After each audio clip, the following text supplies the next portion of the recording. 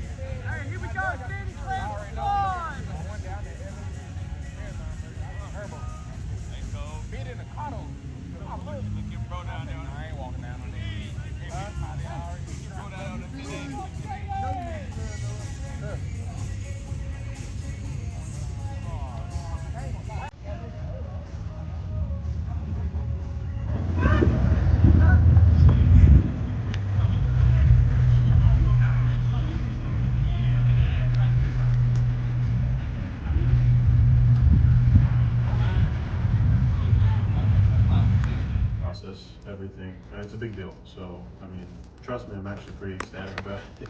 But no, I mean, it's been a journey, and I'm just so thankful to be here for their faith in me, and Coach McDonald and Coach Benton and Patty and John and Joey Lane for really putting something together for me. I mean, in my mind, it's a reflection of how much they believe in me, and I love this team. I love this organization. I mean, it's literally my dream coming true, the dream that I had since the time I was, 3 years old, 4 years old, watching football with my dad, and so I'm just so stoked about it.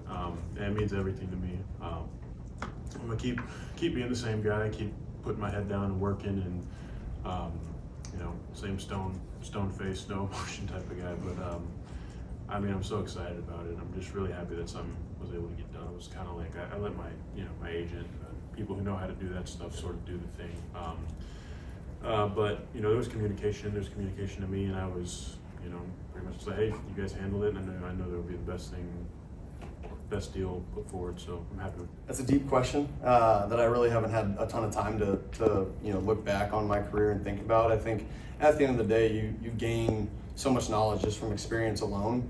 I had gained a ton of experience from the 6 years previous to last year, and then obviously gained a ton of experience last year. And so you just continue to stack that up over the course of time, and it just, obviously defenses start bringing new things, and they show you different looks and different pressures with different coverages. So there's always something new that defensive coordinators like to keep quarterbacks on their toes with. And I think that's the fun part about the game, though, is it's ever evolving, and it's changing all the time. And it's not like I've been seeing the same coverages the last 8 years. There's different coverages and different pressures that coordinators are figuring out. I mean, just check out Mike and his defense and his scheme that he rolls with. Even last year, some of the stuff that we had to prepare for in Minnesota, preparing for Mike and all the different pressures and coverages they could bring. It's challenging, but it's really fun. I think that's the fun part about football, is it challenges you in such a great way.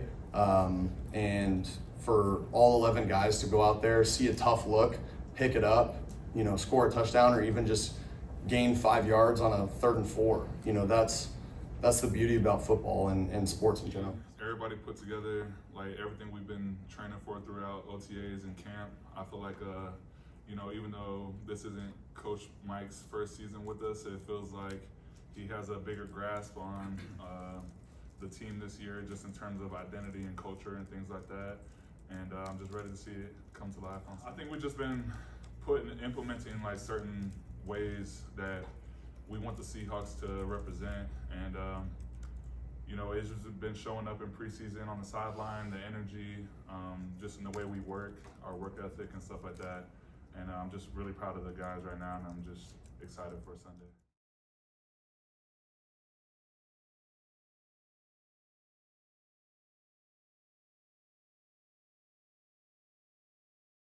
NFL's undefeated right now, so we are 0-0 with everything in front of us, and a big opportunity in front of us. So our guys are ready to attack it, but where we're at is up to our guys to go show where we're at. It's kind of cool. It's like they're like this.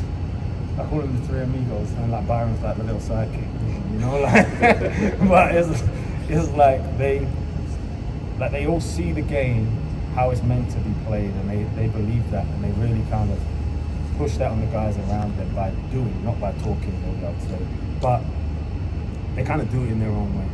Like Law has his own little way of doing it, Jay Reed does, Leo does, and it kind of like, you see those, it's really kind of, I feel those guys, I wouldn't say they're growing, but they're definitely kind of enhancing different parts of their game because of that, and they're doing it to each other. It's like EJ and Tina are about the same age, I think, and it's funny, they've been in the league at different times, and you see those crossovers. Like, there's certain things, they're very close, and you can see the friendship between them, but like, that mentorship from EJ helps. That understanding of being able to keep calm. The linebacker position, you need to be calm, you need to communicate, you need to be the voice of the defense, that in the crazy moments when things are moving super fast, they can hear you and everything's just like, and EJ does a great job of that, and I see some of those things kind of transferring into team. That's a really good view that allows people to play fast. I think as well you can contribute to understanding. Like, our fans are amazing, and the way they, I haven't played in the stadium. I played in stadiums that are bigger than this, and they're not as loud as this. They're not. You don't feel the crowd as much as you feel them here. And I think I actually spoke to Dan Quinn about this when last year. Like, I was like, "Were you used to this?" And he was like, "When he first got it, I wasn't." And I thought so. Me and Michael talked about how we implement things to help people communicate, help people operate in those situations, and hopefully we'll get going. All right, so there you go. You saw some B-roll. You heard some quotes from Abe Lucas also Sam Darnold, and then 1, 2, 3. All right, so there you go. Some B-roll, the injury report, and then also the Seahawks auditorium. That's where those pictures are. And then, well, from, I should say, then you also heard from Sam Darnold. You also heard from Leonard Williams and also Abe Lucas himself. The injury report, I would say there, the eyebrow raiser is the fact that Reek Woolen and also Anthony Bradford did not practice. Woolen is more of a illness, but Bradford, it shows as a back. So with just 3 days left to practice before Sunday's opener with the 49ers, we'll have to keep an eye on that.